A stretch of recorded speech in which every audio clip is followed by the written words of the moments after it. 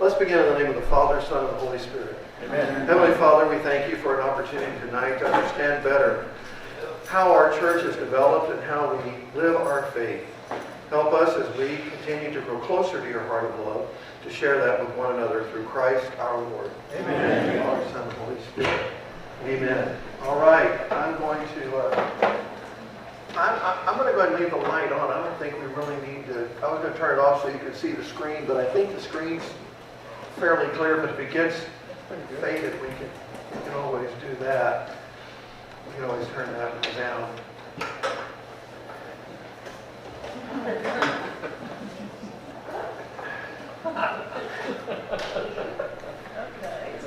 I chose that phrase carefully because that really is what we're going to delve into. What were they thinking?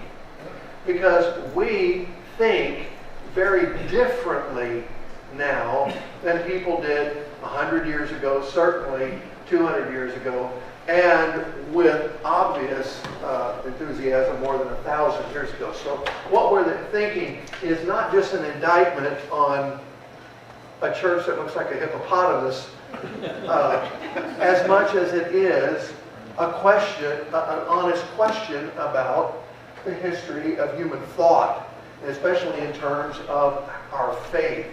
And I think it's an intelligent question to ask, but how often do we go farther to try to find an answer to that question, whether it's rhetorical or not? Because one way or another, we are all toting around our own personal, collective set of references and expectations, which have been shaped by our culture and in this, whatever the contemporary world is that we live. And then we use them as canon. Those of you who are part of this series the last 2 weeks, you know what the word canon means. It's a rod of measure. We use them as a measuring stick, if you will, alongside which everything else is judged. So this study has led me back about 10 centuries to a time when people thought and lived and experienced God and the world very, very differently than we do today, which is a reminder that human thought has never been a static thing. We know this with certainty. Otherwise, there's not one of us in this room who wouldn't treasure an opportunity to have a conversation with our younger selves. Okay. So, born from our personal and specific relationship with the universe, and more specifically with our accustomed corner of the universe, we have this illusion of security. And anything that pushes beyond the boundaries of that security tends to raise our hackles. So our reaction to things that challenge our sensitivities sometimes results in running and jumping, but not of the athletic variety. We run away from engagement and we jump to conclusions. And our typical response is always going to be, what were they thinking? Okay. To begin with, we're going to identify certain eras of human history and find out for church architecture specifically what they were thinking. First off, more than the issue of aesthetics of ecclesiastical architecture, what we're going to be looking at is how Christians and civilization in general understood itself in relationship to God as thought and practice was shaped by the age in which they lived. And not so much at first the general aesthetics or what a building looks like, since the latter is simply the product of the former. Humanism, and specifically religious humanism, is at the very heart of this presentation as it is born and emerges in the later Middle Ages. How humanism has affected the course of theology, religious philosophy, and in general Western civilization in our human endeavor for the last 900 years. Now, note that I said Western civilization. The Eastern mindset, and by Eastern I'm going to be specifically referring to Eastern Europe, including specifically what we would call modern-day Turkey. Okay? That world was not doused in the same influences that we have. And in certain ways, they have maintained a connectivity with a way of thinking and perceiving that we no longer share. Early on, the West developed what is often referred to as an introspective conscience. Carl Jung is going to come to identify it as the individuation process, which we will definitely not be addressing in this session. Okay? Let's just say that a very, very long time ago, somewhere along the way, Western Europeans cut their own pathways of thinking about God, specifically thinking about the earth and themselves, and doing that very differently than their neighbors to the east. And that corresponds, as I said earlier, to those countries where the Eastern rites of Christianity are now prevalent. And this distinct introspectiveness explains, in my opinion, some of the undercurrents that continue to keep Eastern and Western Christianity at arm's length from one another. I can sit down at a table across from an Eastern Orthodox priest, and we can be arguing furiously about the exact same thing. And we're talking about the exact same thing. But our language is so different. Our points of reference are so different that we can't agree. And that becomes a real problem later on, around the 5th century, when we're all getting together trying to figure out who is Jesus. Okay. Again, I'm not getting into that. But for our purposes, I'm going to limit this session to these two sessions to 6 very distinct eras, and describing them with terms associated with architecture. The Gothic, the Renaissance, the Baroque, the Classical, the Eclectic, and the Modern. Now, eclectic might be confusing. Eclectic is what it is. Eclectic is a bit of this, a bit of that, a bit of the other, right? And it really describes an era that didn't know what to do. Okay? And the best example of that in the United States is the architectural work of Richardson, especially around Boston. But again, we'll get into that sort of stuff later on. I'm going to use that word eclectic for a historic period that follows 2 huge events in religious history. One was what we call the Enlightenment, the period of the Enlightenment, the religious Enlightenment, 1685 to roughly the first decade or so of the 19th century. And the Second Great Awakening, which is happening around the time of John and Charles Wesley in the 18th century. And that also goes even on into the 20th century. Now, somebody's going to ask me, what do those two essentially Protestant phenomenon have to do with Catholicism? Well, a whole lot more than you would think.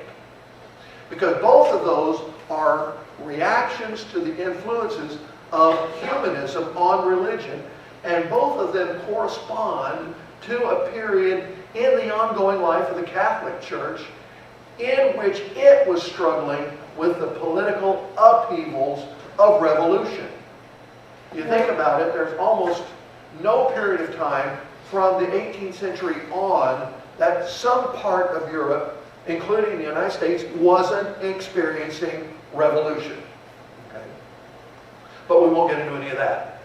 But it's also corresponding to another phenomenon, which is the waning of monarchies in terms of their power, and the advances of science, and what will be then referred to as modernism, which becomes a really, really bad word in the Catholic Church, and still is among some today.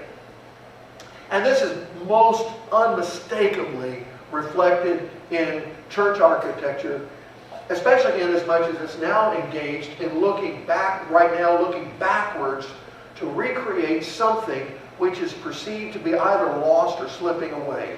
If you go into any new churches now, you're going to notice that. Architects are struggling. Most of them are poorly trained, my father would say, not trained. He said that all they bother doing now today is, I want you adjective he used. He got very clever with adjectives in his older age, none of which can be used in public. His point was that they've lost their way. But I've noticed all architects refer to younger architects that way, so I think it's just part of the deal. Anyway, more on that later. Let's just say right away, this is not going to dwell very deeply into detail because time is going to require that I paint with the biggest brush possible. But when looking at churches over the centuries, there does emerge distinct errors which reflect the world that's created them.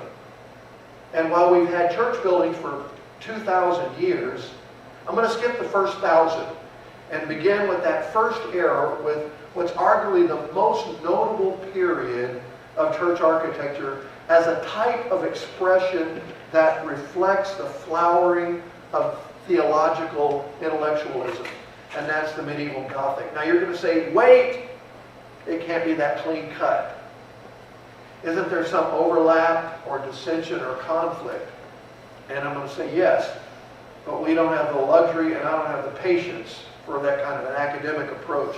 But I don't want to get bogged down with the kind of minutia that more confuses than informs. So I want you to forgive me if some of this seems simplistic, because it is. Each one of these errors really does reflect a shift in theological and philosophical thought, as well as art, literature, music, and architecture. And to have some understanding of these is essential when we try to comprehend what's handed down to us today, and at least have some answers to that first question of what were they thinking. Now that said, we'll be seeing how the human, religious, sociological, and even political experience found expression, and specifically for our purposes, even shaped the house of the church. Now, any historian is going to take me to task for gross simplification. But my purpose is not to chronicle these times so much as it is to comment on the motivation behind them and how they then in turn shape their world around them. And the choice of these errors, which are not associated necessarily with theology or sociology, still reveal something in terms of the influences on how people lived and worshiped and built buildings, which then in turn became themselves influencers, if you understand what I'm saying. Winston Churchill famously said, "We shape our buildings, and afterwards our buildings shape us." So before we look at each of these errors, let's consider the origins of humanism. Because this is a term describing a result rather than a plan or a process by which people said, oh, let's invent a new way of thinking about who we are in relation to the world around us. Okay? Now, unique for this time is that its ideas were initiated for the first time by secular people, people of letters, rather than clerics, scholar clerics, who had dominated medieval intellectual life and had themselves developed scholastic philosophy. And all of it begins in Italy. And it's hard to pin this down to any specific set of dates, but most are going to generally agree that it starts in the late Middle Ages and picks up steam in the early 1500s and then flourishes and flowers into the 17th century. Now, to the scholars and thinkers of the day, however, it was primarily a time of revival of classical learning and wisdom after a very, very long period of cultural decline and stagnation. Now, how did all this begin?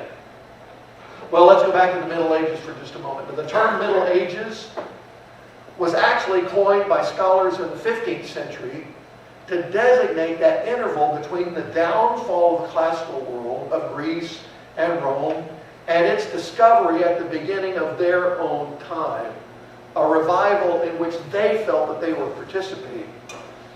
which gives rise to what's really a kind of an arrogant notion of a long period of cultural darkness, which we have all referred to as the Dark Ages. Exactly right. Now, I seriously doubt that that term would have occurred to anyone while the alleged Dark Ages were rolling along.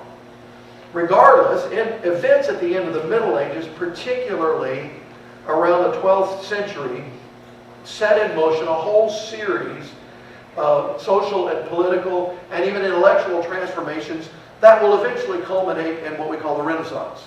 And these include declining influential control of the church and the Holy Roman Empire to provide any stable or unifying framework for the organization of spiritual and material life. Also, the rise in importance of city-states and national monarchies, the development of national languages, and then the breakup of older feudal structures, and then these wonderful alliances and things, the Hanseatic League, all these things that start to bring great material wealth to Europe and allows for the pursuit of intellectual things which were never the privilege of those who are digging for potatoes all day long. So, as we understand it today, humanism was a revival in the study of classical antiquity.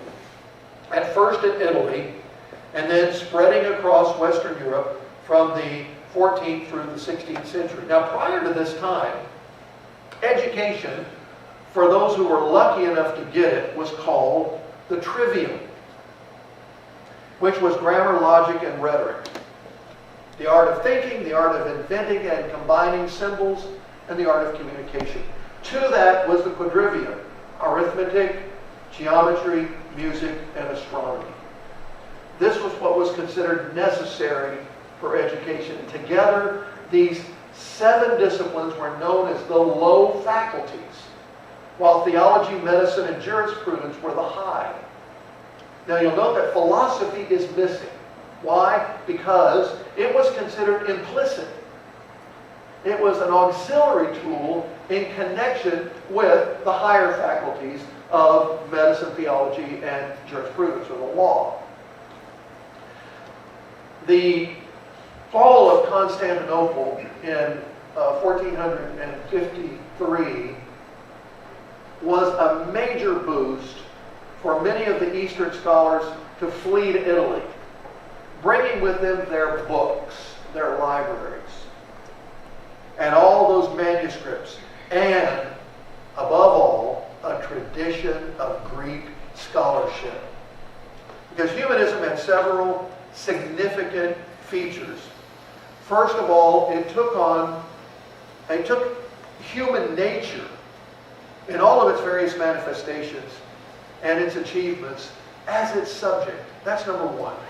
Second, it stressed the unity and compatibility of the truth found in all philosophical and theological schools and systems. And this is a doctrine known as syncretism. And syncretism has been with us from the get-go. When I try to explain syncretism to the kids, I say, Christmas is our perfect example of syncretism. The church finally makes its way, probably in the middle of the 10th and 11th century, into the Scandinavian countries and figures, what are we going to do to make these people into Christians? Well, we can either have them abandon everything they do, or we can baptize everything they do. And that's syncretism. So, you know how they take they would always take their wagon wheels at the winter solstice, and they would cover them with evergreens and put candles on them and hoist them at the top of their great halls and celebrate the return of the light.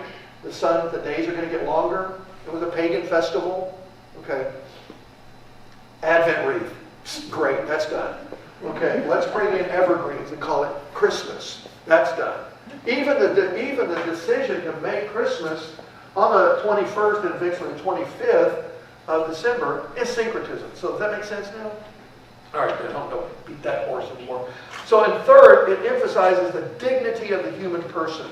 Now, that's so obvious to us today. We think of that as fundamental. That was unheard of in the Middle Ages. Oh, no human person had any dignity. You had no dignity. You were nothing. You were dust, and to dust you will return. And that was told to you all the time. The only time we hear that now is at Ash Wednesday. Remember that, you were a man, you are dust, and dust you will return. Remember, a woman, you are dust, and the dust you shall return. I remember one time at St. Louis, I said that, and some woman looked at me and said, I am not an old woman.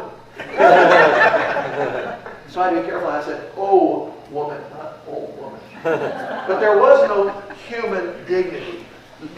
In place of the medieval ideal of a life of penance as the highest and noblest form of human activity, the humanists looked to the struggle of creation and the attempt to exert mastery over nature. And finally, humanism looked forward to a rebirth of a lost human spirit and wisdom. And in striving to recover it, however, the humanists assisted in the consolidation of a whole new spiritual and intellectual outlook and in the development of a whole new body of knowledge. Now, the effect of humanism was the breaking free from the mental strictures imposed by religious orthodoxy. In other words, free inquiry, criticism, a new confidence in the possibilities of human thought and creation. You know, and who are the shining lights of this period? Copernicus, Galileo.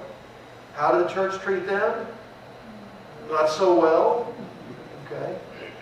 So during the period, the term humanist referred to teachers and students of the humanities, known as the Studia Humanitatis, which included grammar, rhetoric, history, poetry, moral philosophy. All of these became eventually known as simply the humanities.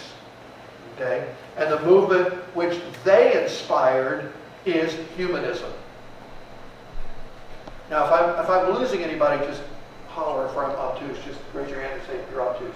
It's not until the 19th century that this begins to be called humanism instead of the original humanities. And later, by a retronym, the Renaissance. Renaissance humanism to distinguish it from later humanist developments. Now, during the Renaissance, that period, most humanists were Christians. The humanists of that period didn't see themselves as anything other than faithful Christians. So for the religious humanists, their concern was to purify and renew Christianity.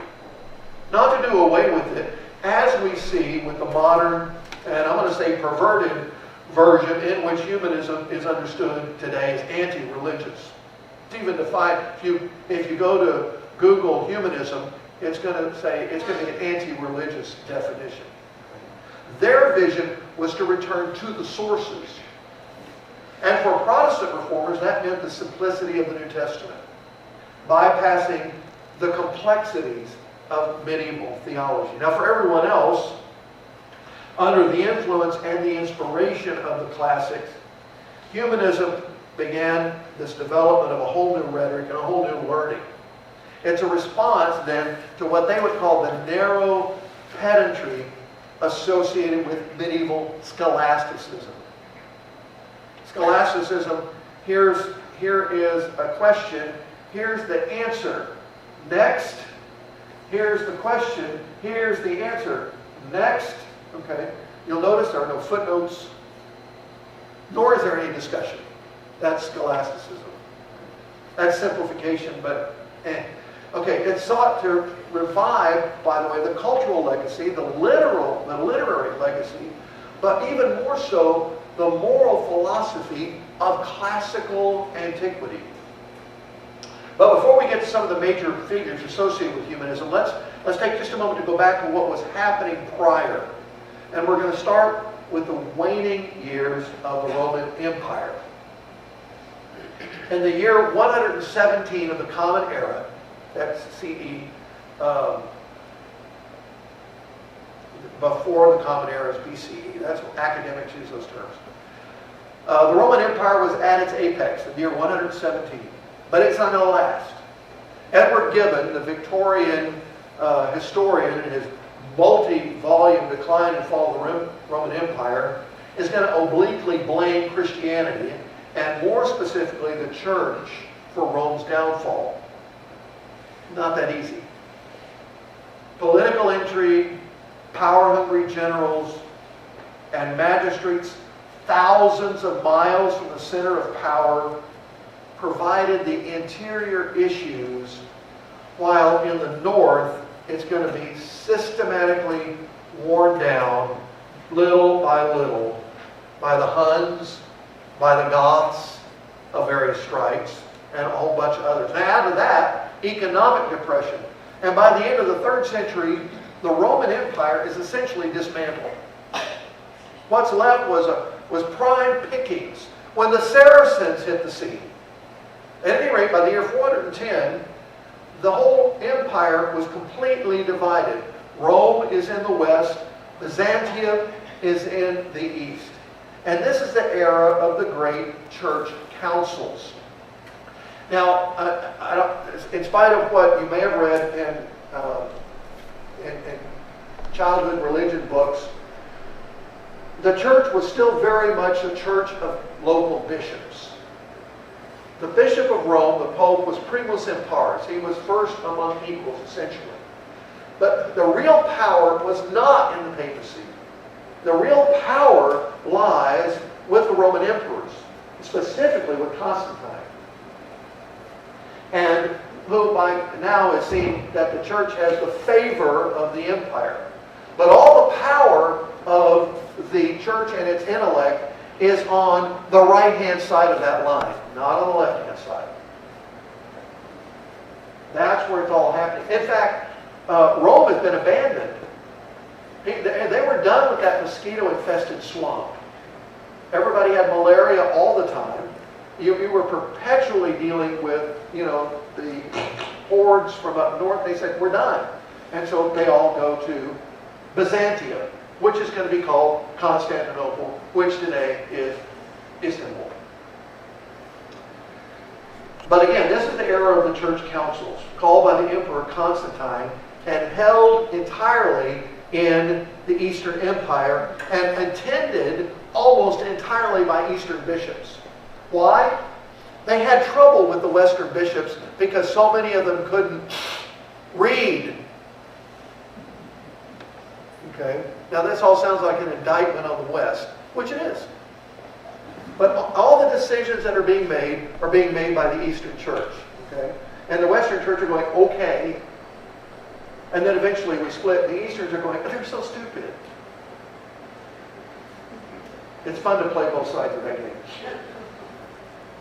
The Byzantine Empire that emerges is centered in Constantinople, or which was called Byzantium. However, many of the improvements in the quality of life introduced during the Roman Empire, such as agriculture, roads. The Romans had roads that went everywhere. Water supply system. Did you know that at the height of the Roman Empire, every individual person used between 300 and 500 gallons of water every day? We don't even use a quarter of that. That's what they had available to them. Okay? Shipping routes, all of this is going to decay, as did artistic and scholarly endeavors. All of that's going to decay. And this decline is going to persist throughout what we refer to as the... Thank you. And even through the early Middle Ages. And it's exactly during that time that there's a whole other problem. The Saracens. They're coming from Eastern Europe. They're coming up from Africa. And this event will have a profound and lasting effect on Western civilization. And particularly as their engineering and innovations are going to introduce an entirely new architectural language that we're going to look at a little bit later. By the 12th century, the former Roman Empire is divided into many kingdoms and duchies and principalities and papal states, as well as various Moorish and Saracen caliphates. Okay? Intellectual Christianity is limited to the elite and educated few who are far more entertained by the idea of how many angels can dance on the head of a pin rather than the nature of the world in which they live. With the exception of a very brief hiatus during the flowering of the Carolingian court that was established by Charlemagne, no large political structures arose in Europe to provide any kind of stability. So two of the great kingdoms, Germany and Italy, began to lose their political unity almost as soon as they had acquired it. And they had to wait until the 19th century to regain it. By the dawn of the Middle Ages, civilization was mostly very poor. They were underfed, they were illiterate, and above all, they were very superstitious. Now,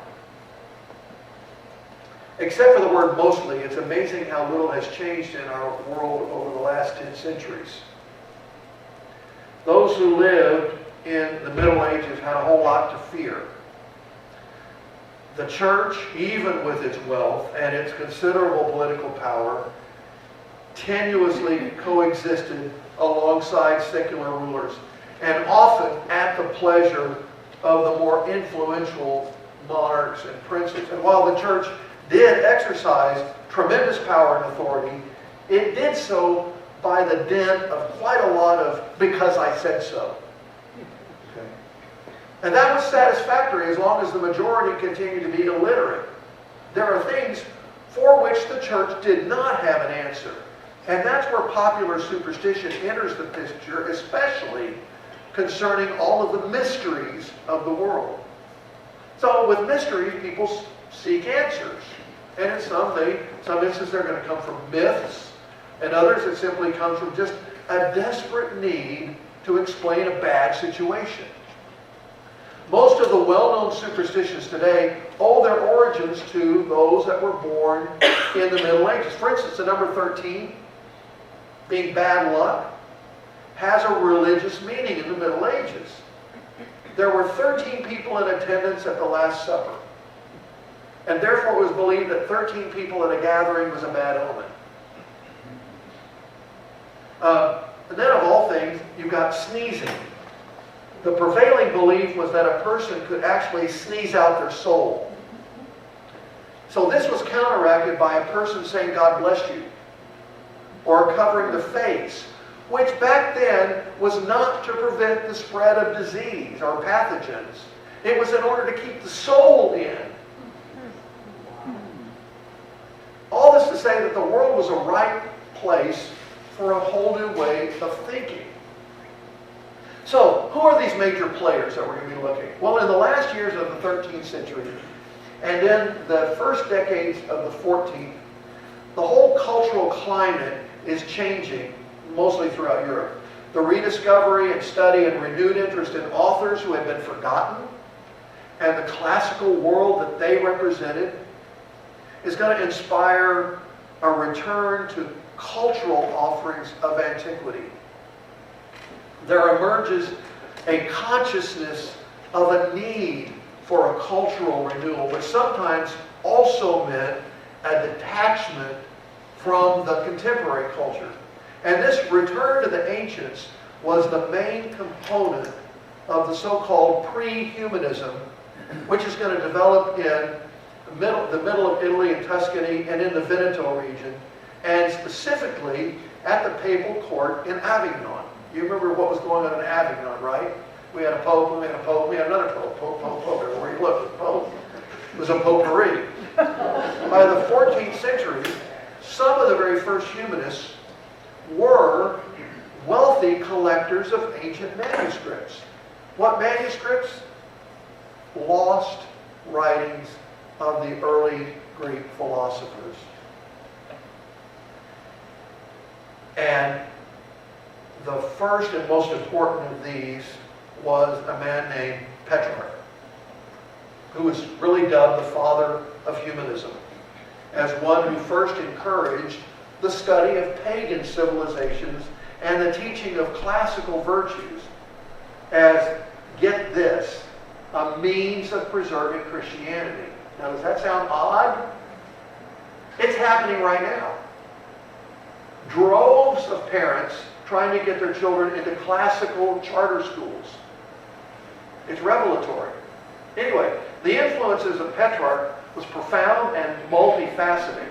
He promoted the recovery and the transcription of classical texts, which provided the impetus for others to engage in similar research. He also threw himself into the controversies in which he defined humanism in contradistinction to what he considered the barbaric influence of medieval traditions. And therefore he was carrying on a very energetic correspondence that established him as a cultural focal point that's going to promote the idea that classical learning and Christian spirituality were not only compatible, but also mutually fulfilling. So for Petrarch, humanism is a two-sided coin. On one side, it is the rejection of much medieval thought, including superstition, the excesses of mysticism, and the corruption of the church. On the other hand, it's an appreciation of the advances of astronomy, physics, arithmetic, and the arts. Now, the second player on the stage is Giovanni Boccaccio. Now, he's remembered as being one of the precursors of humanism, of which he laid the foundations for that thought in Florence. He becomes one of the great early Florentines. He's a philologist, and he's a big Dante fan, loves Dante, promotes his works, devoted himself to copying codices of Dante's Divine Comedy. He believed that much could be learned from antiquity, and he openly challenged the arguments of clerical intellectuals who wanted to limit access to classical sources in order to prevent any moral harm to Christian readers. Now, remember that this is an era when anyone who challenged the church's understanding of the world was likely to suffer the consequences. Now, this doesn't mean a phone call to the Pope for a slap on the hand. It's going to involve a stack of sticks and some flammable liquids. His voice helped the revival of classical learning to become a foundation of the Renaissance. And his defense of the importance of ancient literature is an essential requirement for his development. He was kind of a wit, too. He was famous for some of the funny things that he said, which turned out to be kind of true. The third, and probably the most controversial, is Niccolo Machiavelli, who embraced all of history, good, evil, and indifferent, as his school of reality. Now, I include him, even though he embraced all of history, good, evil, and indifferent, because he saw it as a source of power. But unlike the rest, he saw neither history nor power itself within any kind of moral context. Rather, he sought to examine history and power in an amoral, and therefore to him, a wholly scientific manner. So here we find the origins of that separation between the intellectual and the moral. He examines the human events in the same way that Alberti and Galileo and the new science is going to examine physical events as discrete phenomena that had to be measured and had to be described in context before they could be possibly explained or evaluated. So to this extent, his work, though original in specific design, was firmly based in the humanistic tradition. At the same time, however, Machiavelli's achievement really significantly eroded humanism. Why?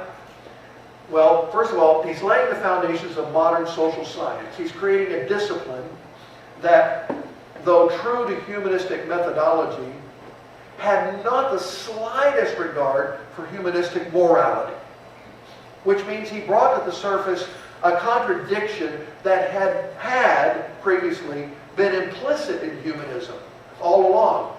that dichotomy between the critical objectivity and moral evangelism, which is why we still use the phrase Machiavellianism to describe someone who uses whatever means at their hands for them to gain power.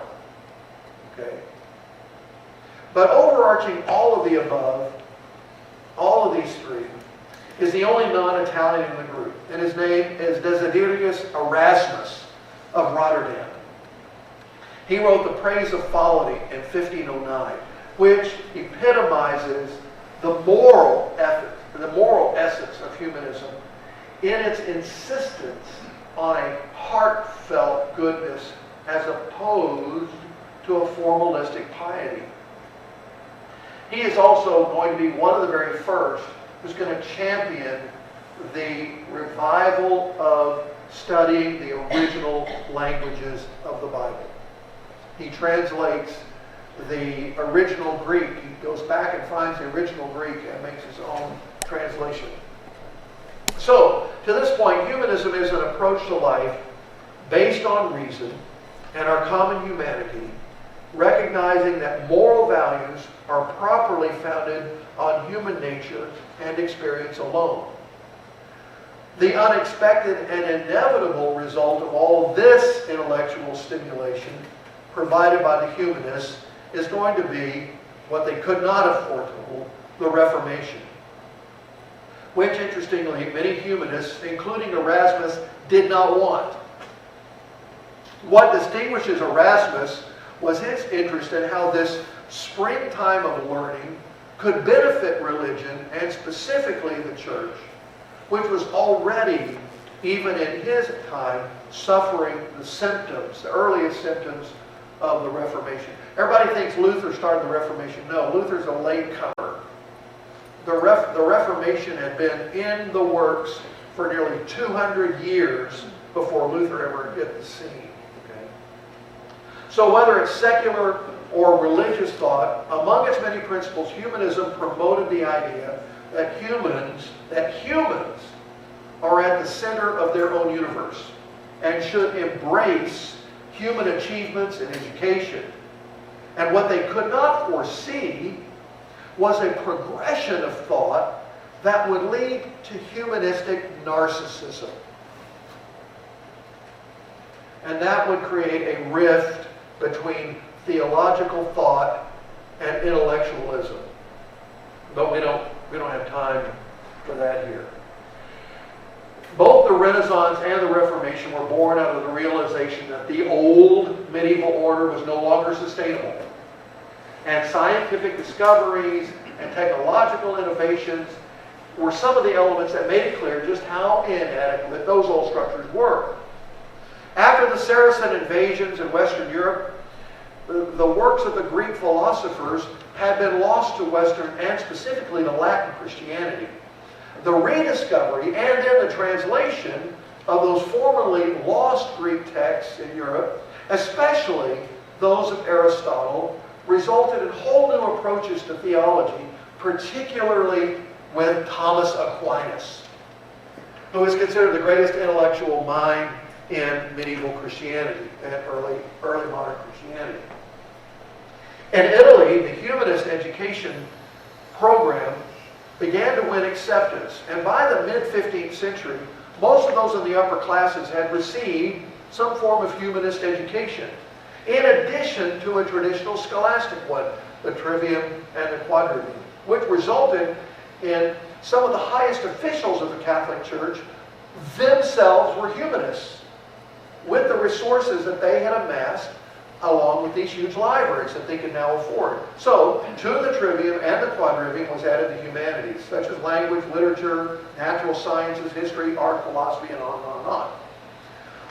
The migration waves of the Byzantine Greek scholars who are now moving into the West, following the Crusaders' sacking of Constantinople. About the Crusaders, the whole idea was they were going to go to free the Holy Land. Most of them never got in further than Constantinople and said, well, golly, look at all this that we can steal and bring back, which is what they did. In 1453, these new texts coming in, would provide scholars like Petrarch and others to create these incredible libraries that for the first time had Greek literature and made people familiar for the first time with these ancient Greek words. So, from Italy, the new humanistic spirit and the rebirth it engenders is going to spread all over Europe, which is now made possible by Johannes Gutenberg and the printing press. So these classical texts are now exploding all over the place. And the humanists are applying these principles now to the study of the Bible. And consequently to the political, cultural, and even liturgical and theological principles according to which the hierarchy of the Catholic Church governed its flock. And in the process, a few of the humanists began to find a lot to criticize. And some of their criticism even echoed those of Luther and other early Protestant leaders. But the Protestant Reformation aside, this new way of thinking and perceiving humanity meant that there was a lot more ideas about big questions, like how does the world work? How is the world made? What good and bad actions are there? And how does religion work? And also it meant that they now studied Greek more and realized that their old translations of the Bible and old texts had been wrong in a lot of places. And they started making new translations and corrections. So humanism definitely changed the way people thought. And that's a reason why architecture began to change. Now, up until, let me stop. Everything changed, not just architecture. Art, literature, everything was changing. People were beginning to see themselves, even think of themselves in a new light. While God was in his heaven, and folks like you and me perceived that a new light was being cast upon us. And humanism caused people to change their view about now what buildings are built for. During the Renaissance, architects were trained as humanists. They helped raise the status of their profession. Before that, they were just skilled laborers who lived in lodges. Okay? That's the origin of masonry. Was the masons, the stone masons, who, to protect their craft from being stolen, had secrets and passwords and things to protect their craft. And they lived in these lodges that they built while they were building these monstrous cathedrals that sometimes took as much as 200 and 300 years to build. So they are going to now become architects. Now they now hope to create structures that are going to appeal both to emotion and reason.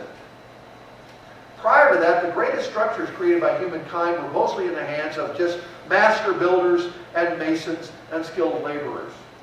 And while those buildings are amazing from our perspective, the whole idea of applied art has yet to come.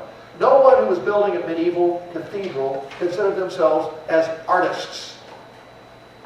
They were craftsmen who had a job to do. And as we're going to see, their job was to bridge the gap between earth and heaven in the best way we know how. And in the process, to use the tools we have to be a catechism in stone and glass. Okay? For them, the 1,000 years from the 5th to the 15th century might be really regarded as a distinct period of human history that was characterized, again, by great religious fervor, but great superstition, as well as that stagnation of society I talked about. But the only force capable of providing any basis for social unity during this time is going to be the church. And unlike the churches in the East, which was all autonomous, the church in the West had gained ever more increasing power and influence. And in fact, by the Middle Ages, they had the most influential power that history has ever recorded. Emperors, kings, queens, princes, landgraves, and the entire nobility of Western Europe were all effectively subject to the Pope. In no one's vocabulary were found the words church and state. It was the church alone. And yet in the Middle Ages we find a confusing, and often, well, at least to us, a contradictory picture of a society attempting to structure itself politically on a spiritual basis. And this is nowhere more evident than in the construction of the most incredible buildings Western civilization has ever achieved. And that is the Gothic cathedrals, which were as much of a manifestation of the ambition and wealth of the local nobility as they were a meeting place where heaven and earth could come together. And we're going to see later on how this is going to harken back to an interesting biblical event. But why don't we take a quick break? Some people have brought some little treats to eat, and there's lemonade, so let's take about 10 minutes. Last time.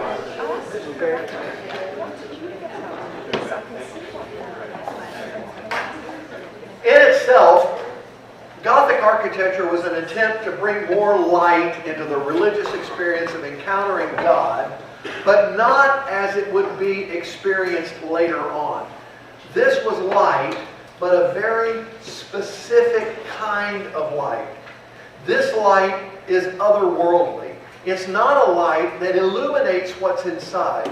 It's a light that is something outside that we encounter and embrace. This light is not for illumination, other than the subjects of the window itself. Now, yes, while there was more light than in the previous style of architecture in the Romanesque buildings, it was a light that was predetermined by the builders. It gave you the image. There were no clear glass windows to bring in light to illuminate what was inside. Now, remember, when these buildings were built, there was no electricity. The only light you had was by candlelight, and that was fairly dim at best. But nevertheless, the interior of these great cathedrals is, as I said before, a catechism in stone and glass. An all-sufficient experience in which the worshiper was given all they needed to engage in an effective encounter with God. So when taken in objectively, any Gothic structure at heart was pure functionality. Ornamentation was added gradually, but most of what was applied was generally pretty subtle. Eventually, the walls themselves are going to be painted, or polychrome, as they say, such that they even competed with the windows and then served further to, if you will, drench the worshiper in the splendor of holiness. That's the best way I can describe it. Now bear this in mind, the building was Gothic in shape because that was the only way known to build on such an impressive scale. Gothic is a name that the future gave to the past. In the 13th century, it was just architecture. Nobody said, well, we're going to build a new Gothic cathedral, and that word wasn't in anybody's vocabulary. The structure housed the sacred mysteries and the colorful ceremonies that brought about an encounter of holiness. When not being used as such, the windows continued to bear their witness with hosts of angels and saints and biblical scenes and on and on. But prior to this era, the buildings were much lower and far bulkier. The Christian cosmology of the Middle Ages is definitely stratified. As we know, and everybody knew, the world was flat. There are people today who believe the earth is flat. But heaven was above and hell below. God and his angels occupied the heavens, which was that abode to which all aspired. But this new architecture, which made possible building to incredible heights, never before imagined, didn't just spring up overnight.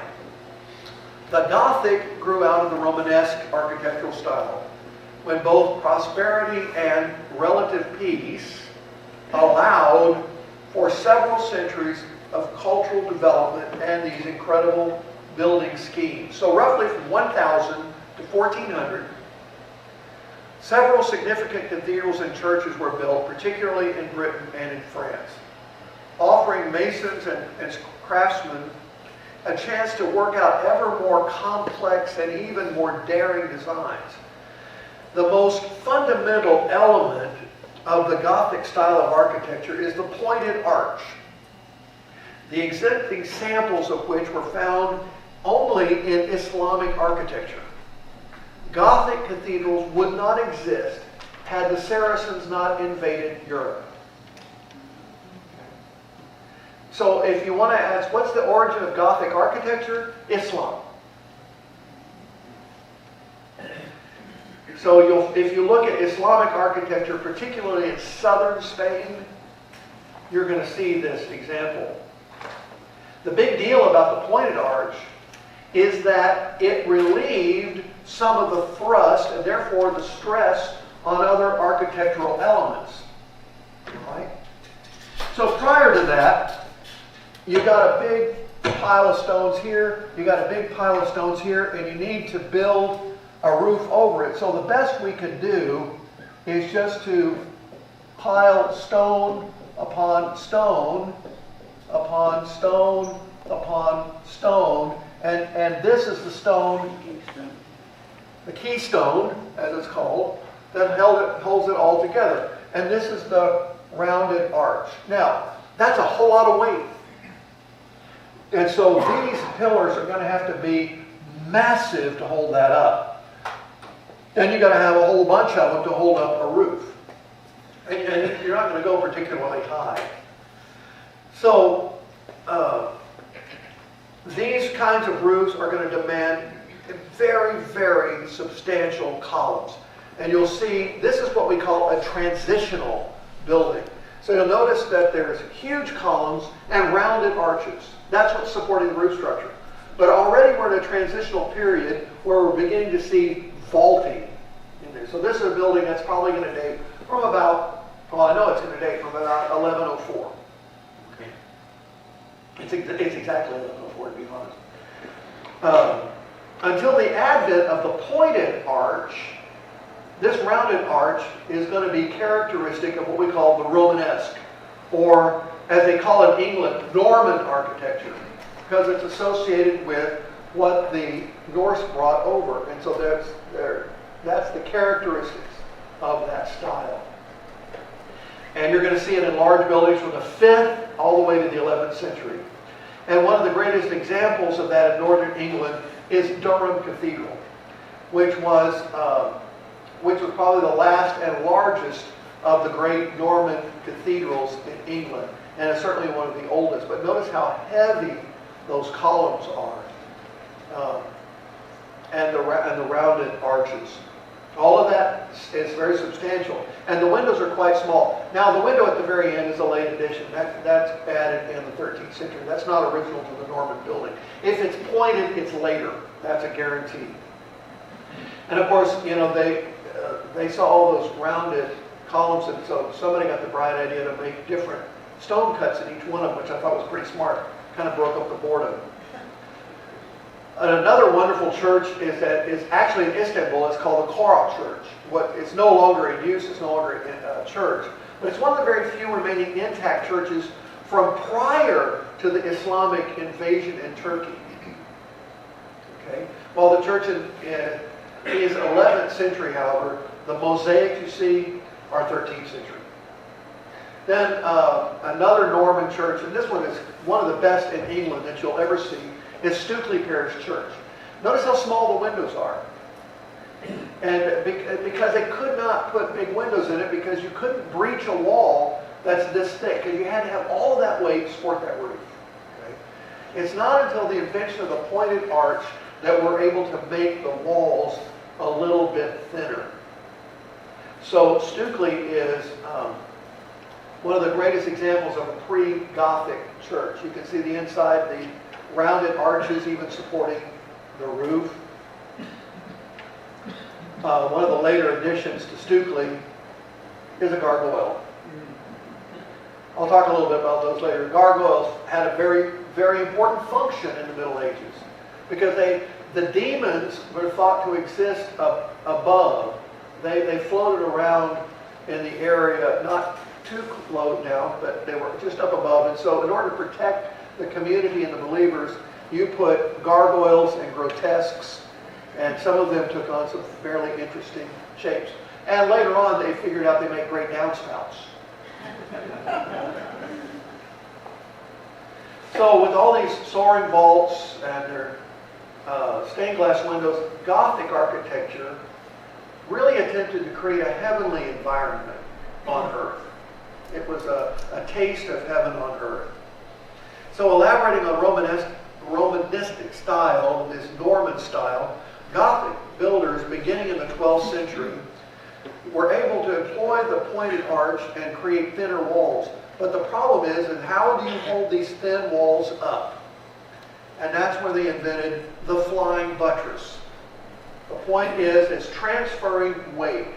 So now, we no longer have these immense piles. We're able to, by having a much thinner sidewall, we can create the pointed arch, but we're going to have to support that. So thrust is going this way. So we've got to transfer that thrust this way. We can't do this. It's got to come this way. And so in order to do that, we're going to build out here and a pier down here with something up here to look like that. We're going to build out here and that. Hence and then these will often themselves incorporate arches. Now in the interior of the building, these would now become aisles. You would have a roof structure built into them. And then this would be a side aisle within the structure itself.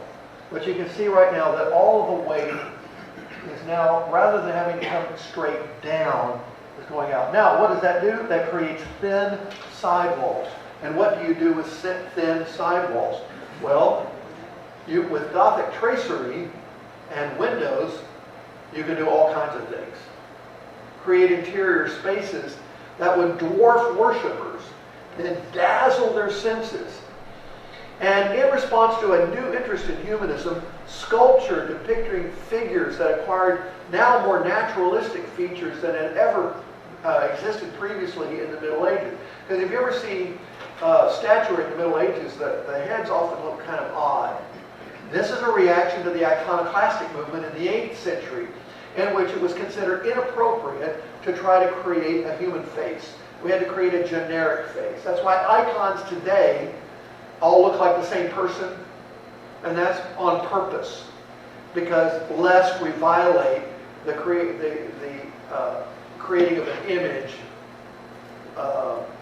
that is related to a person that would be considered idolatry in Eastern thought. But it was the Easterns that brought this over, so that's why we have this. So the average person who walked inside of one of these spectacular structures is going to be above all wowed by the immensity of the space, the great height, and then the play of colors from the windows. And this had the one desired effect of creating the impression of God's sovereignty. And even today, when you walk into these buildings, and many of you have, how many of you have been in these European cathedrals, you'll know exactly what I'm talking about. You walk in and you are struck silent. You immediately shut your mouth. You don't speak. You ever been into this place? Man, it's like inviting to be a chatterbox.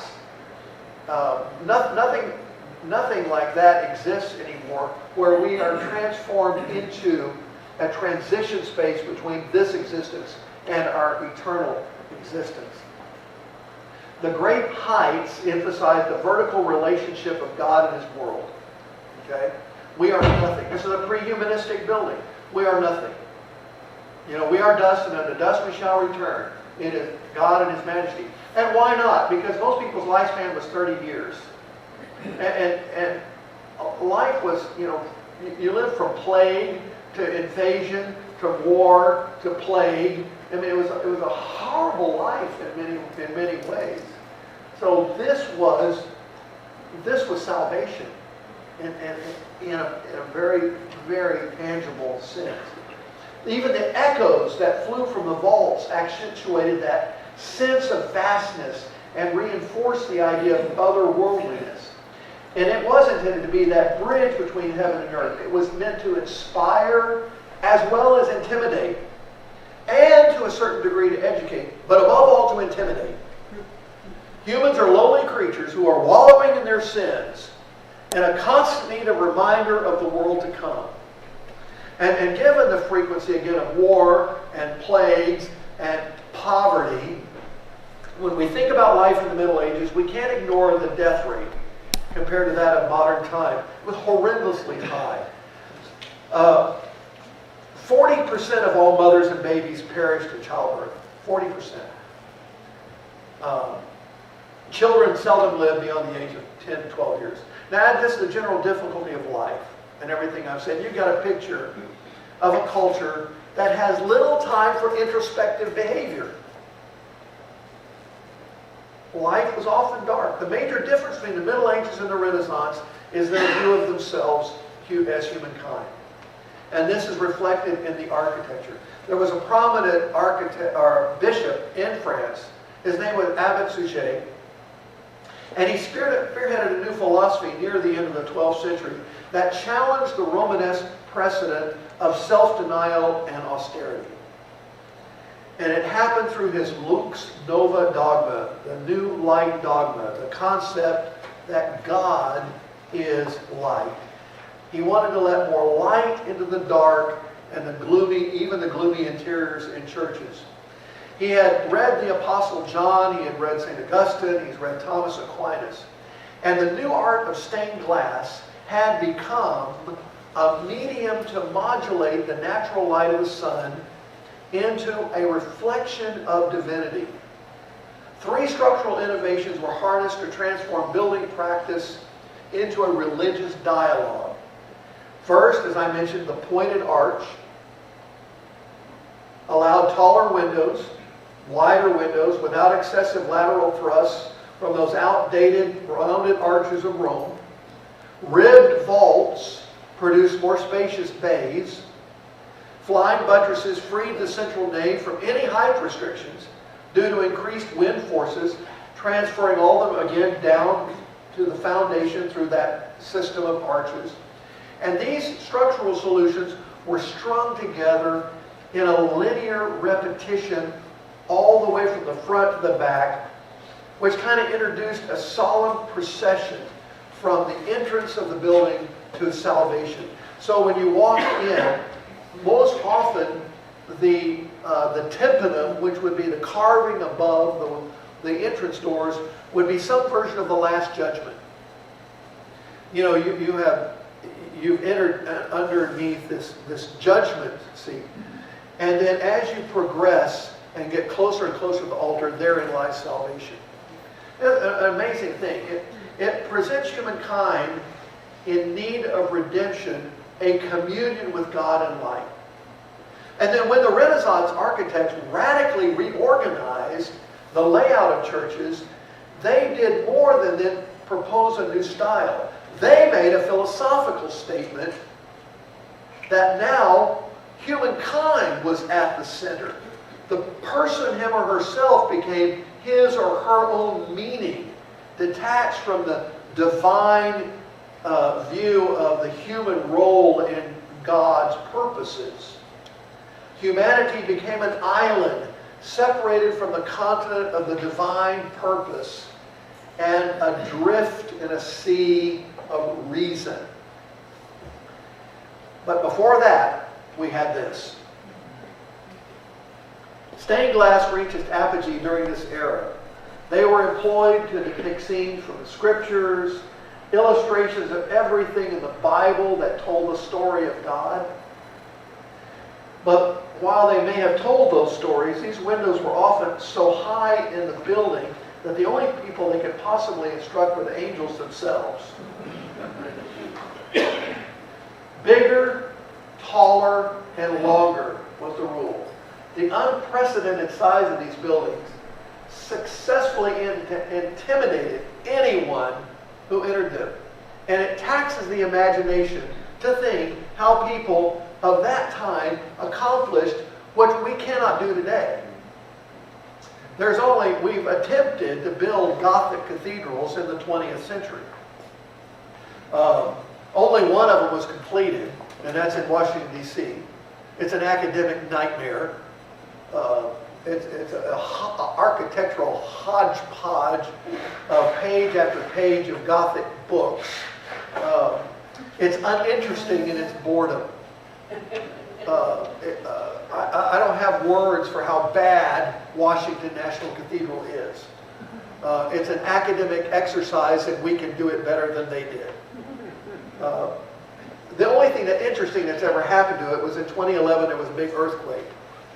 And hopefully it's now giving it at least some character.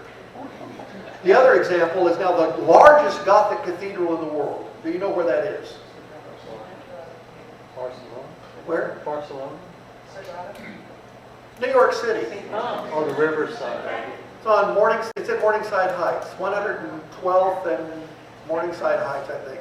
The Cathedral Church of St. John the Divine. It's only Episcopalians that can afford to do this sort of thing. That one's never finished. They can't figure out how to finish it. In the 20th century, with linden cranes and every imaginable tool known to humankind, they can't even finish it. But it's the largest Gothic cathedral in the world. It's also, almost without exception, the ugliest. Anyway, that said, which is an indictment on being inauthentic in terms of architecture. We're not Gothic. We shouldn't be building Gothic cathedrals, and I'll more on that later. So anyway, there's such a contrast between the world outside and the interior of one of these buildings that the first, again, reaction that we have is just to be silent and to look up and to be drawn into something far larger than our daily lives. So if the Church of the Middle Ages sought to offer a glimpse into heaven, a transitional place between our daily life and our eternal life, and if it was desired that the worshiper felt compelled to pray, then the Gothic experiment worked. Some have said that the revival of Gothic architecture in the 18th and 19th century was the fruit of an effort to people to return from their over-rationalized and over-domesticized approach to God and reintroduce them to something more significant. And that renewal corresponded to one of those significant eras of Christian renewal that really cannot be coincidental. But it did end up with academic boredom, the likes of which you see right there. That's Washington National Cathedral. Most people think it's beautiful, and it really is. It's for what it is, it's lovely. But it's intensely boring. And it has no soul. Once you're in it for any period of time and you get over being impressed by its sheer size, then you start to get bored. And you finally give shop. So in trying to fulfill the need to get closer to God, the Gothic era sought to find ways that not only intimidate and instruct, but also touch the divine. And nowhere was this better experienced than in France. The French were embracing the many ways in which the pointed arch made possible new heights in church building. You had the likes of Chartres, Amiens, the great cathedral of Reims, in which the kings were buried for centuries. I mean, look at the height of Amiens. I think that's the second highest. Reims is possibly one of the most beautiful of all of the French cathedrals. Then you have Paris. Nothing you see dates from any earlier than 1868.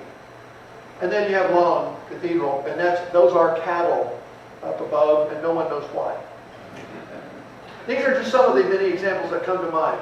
But since God is the highest achievable good, and any attempt to get closer to Him was explored, the innovations of Gothic architecture were premised on the ideas that were developed by Abbot Chouzet that I talked about earlier. That earthly light contained divine light, and that physical edifice of the church needed to make this concept tangible.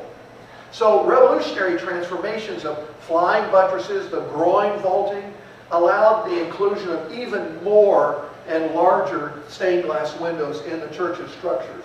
And they became the most incredible artistic accomplishments known to humankind.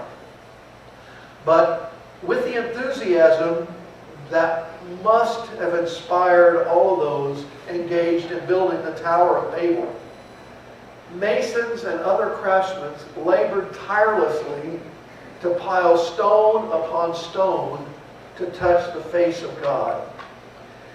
And in the race to build the tallest Gothic cathedral ever in the 13th century, the builders of Saint-Pierre de Beauvais pushed technology to its limits, 159 feet high. You can put a 20-story building inside of it. Our capital fits inside and doesn't even touch the ceiling.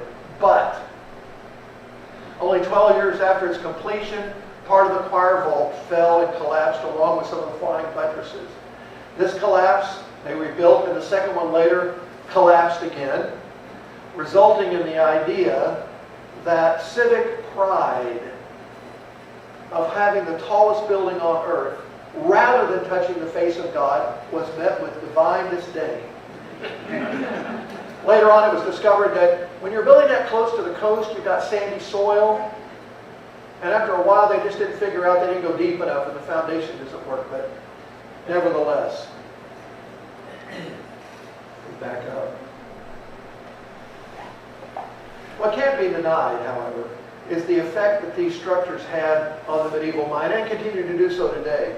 Because the majesty of God, represented by unprecedented height and the transformation of light and this kaleidoscopic riot of color, really does something to the human soul. Something we seldom encounter in any of our contemporary structures. And soon we're going to see that this spread of humanistic thought is going to shape even the way we approach God in worship, and how that's reflected in the spaces that are built for that purpose. That, by the way, is the Sainte-Chapelle in the middle of the police department in Paris, France. And even if we find the seeds of humanism being sown in the Middle Ages, it will fall to the next age for it to unfurl its influence. Now, one thing is certain, when speaking of the house of God in the Middle Ages, no one ever says they're ugly, unless you're looking at the gargoyles, which are themselves manifestations of a belief in the evil spirits that are floating around, while at the same time, again, functioning as downspouts. But the grotesques and the gargoyles reveal a lot about the nature of human thought at the time. The Gothic revival use of these could be somewhat different in some cases. Those at Notre Dame, they're fairly scary. But the modern manifestations can be entertaining as well. And you can see how they clearly function as downspouts in some instances. But in the 20th century, they've been, that one looks like he's being sick. And when it's raining, it looks like he is sick. However, yeah, that's a gremlin. That's a new one. That's they get more interesting than that as we move on. That's actually from the movie Alien, and that is at a Gothic cathedral. That's fairly easy to recognize. That is a gargoyle. It's called a grotesque, actually. Some of them are even amusing, like the dog. The other one, try to keep your kids away from that one. So inasmuch as the Middle Ages were a period of pilgrimage, for which an inordinate number of pilgrimage shrines began to pop up, not everybody could afford to trudge their way to Jerusalem, or even any of the closer places of spiritual significance. But they could take a spiritual walk in a labyrinth, which the cathedrals often included in the floors. Now, we often think of labyrinths as being, well, that's sort of a New Agey thing. No, it's not. It is a medieval theological practice. This one is in Chartres, in the middle of the floor, and the pilgrims, rather than going on pilgrimage, would actually walk the labyrinth, because you were forced to encounter a place you couldn't move. You had to go back. You had to continue to find your way to the center. which is always the purpose of a spiritual pilgrimage, to find your way to the center. And that's how these work. There's also one similar to it in the Cathedral of Amiens, a little different structure. But many of the French and now some English cathedrals had those as a way for people to do a pilgrimage. All right, I'm going to stop that there. So if we have any questions, I'm happy to field them.